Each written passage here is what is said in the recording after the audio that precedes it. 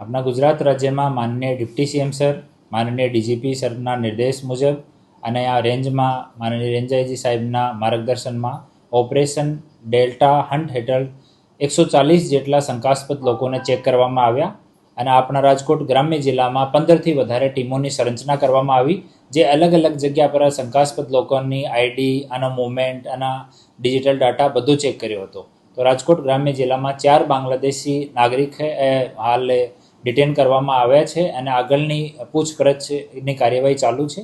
4 મહિલાઓ છે અને હાલ અલગ અલગ પોલીસ સ્ટેશનમાં રાખેલી છે, ત્યાં એની પૂછપરછ કરવામાં આવી રહી છે. આ તમામ બાબતમાં અમુકના 1 વર્ષ થયો છે, અમુકને 2-3 વર્ષ થઈ ગયા.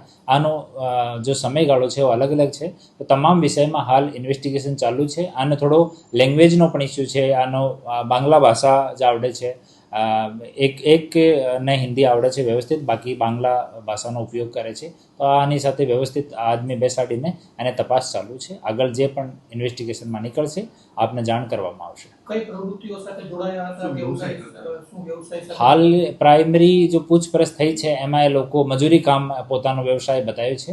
પછી ડિટેલમાં ઓર જઈએ એના ફોનનો પણ અમે એનાલિસિસ કરવાના છીએ. તો આમાં જે પણ નીકળશે આપ લોકોને જાણ કરવામાં આવશે.